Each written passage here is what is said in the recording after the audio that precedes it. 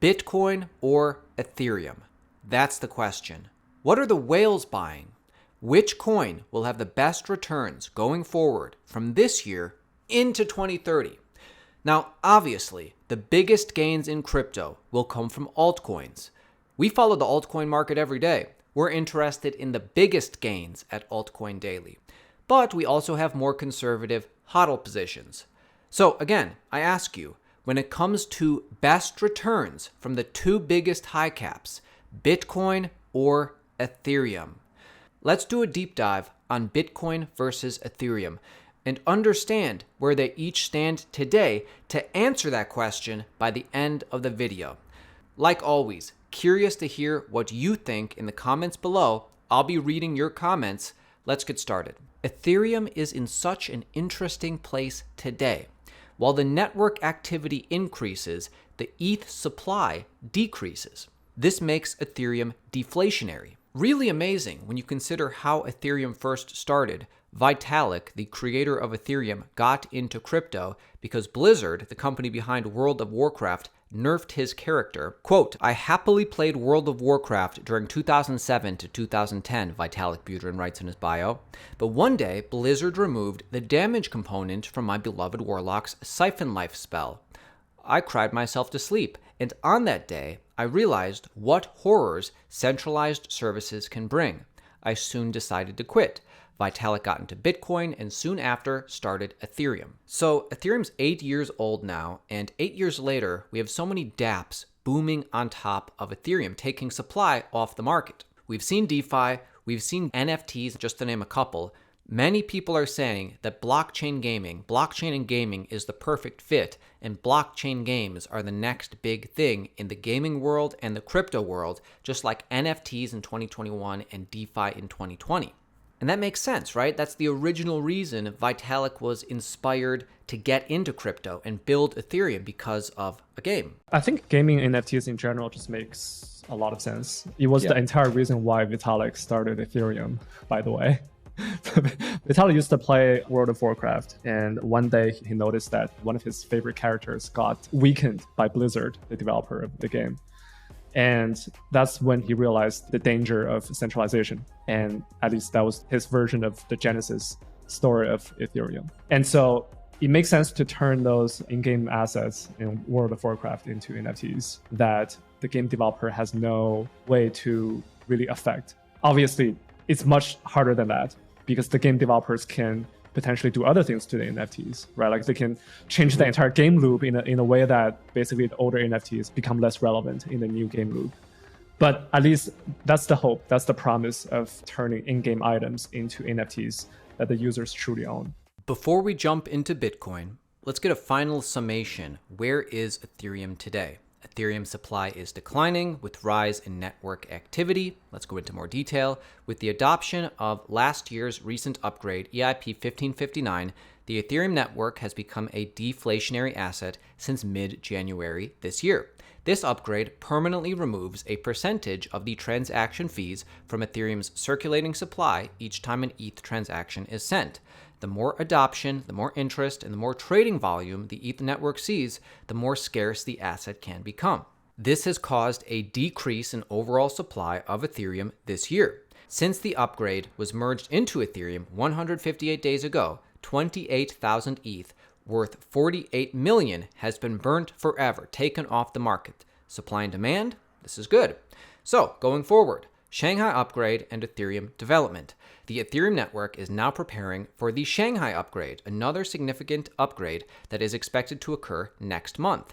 This upgrade will release 25 billion worth of Ethereum that has been locked in early staking contracts. Note, this Ethereum after the Shanghai upgrade, which can now become unstaked, doesn't all get unstaked at once. You don't have to unstake if you don't want to.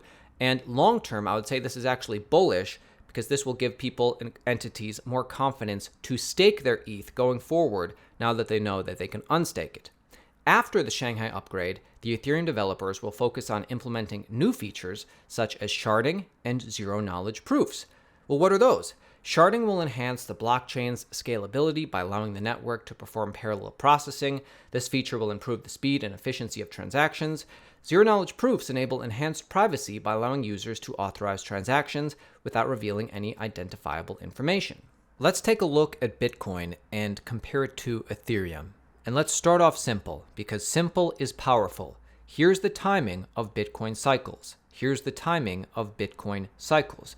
Probably means we are entering into a re-accumulation phase of the cycle. Here is the past re-accumulation phases. And as you'll notice, in each re-accumulation phase, slowly grinding up, slowly trending up. It's interesting, though, the number of Bitcoin whales has dropped to its lowest level since 2019. The number of Bitcoin whales, or wallet addresses holding 1,000 Bitcoin or more, hit its lowest level since August 2019 on Sunday. There were 2,027 whales on Sunday, February 19th. The last time their numbers dropped this low was August 5th, 2019, when this number was 2,023. Owning that much Bitcoin at its current price, around 25,000, represents a sizable show of faith in Bitcoin, with each whale holding almost 25 million in Bitcoin. What about minnows? What about mega whales? Well, the same trend doesn't appear among so-called mega whales. Those holding more than 10,000 Bitcoin, representing an investment of 250 million at current prices. There are just 117 mega whales, which is actually fairly close to historical highs of 123 November of 2022 and 126 in October of 2018. So mega whales are near all-time highs.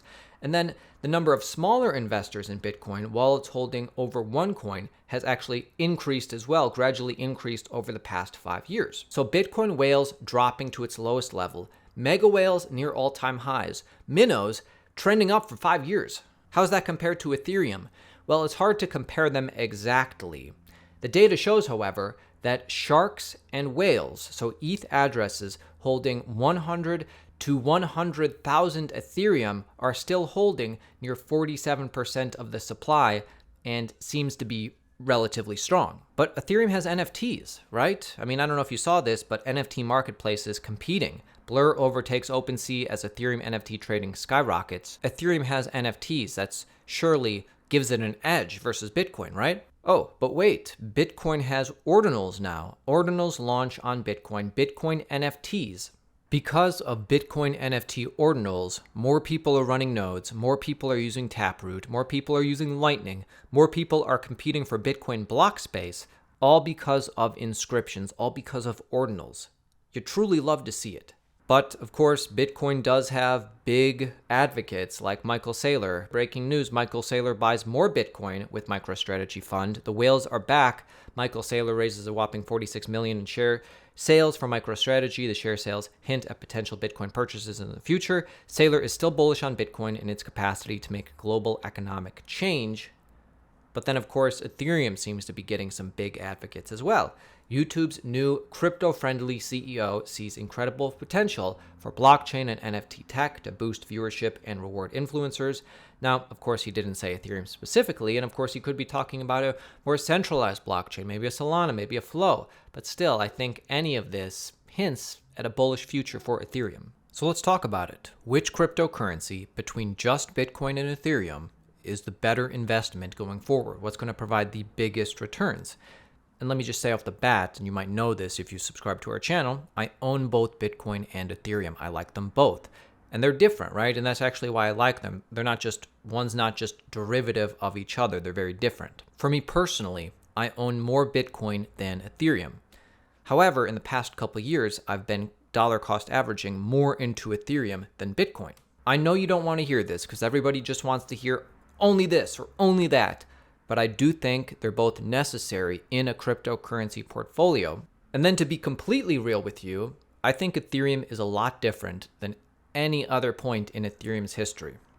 It is a lot more stable. It is a lot more secure, and its roadmap is pretty clear. It's my personal opinion that Ethereum will have bigger returns than Bitcoin going forward for the next couple cycles. Just my opinion, could be wrong. If any of us knew the future, we'd all be rich. I do own more Bitcoin than Ethereum. I have been cost averaging more Ethereum over the past couple of years, and I do think Ethereum will have bigger returns over the next couple of years. Now you tell me what you think.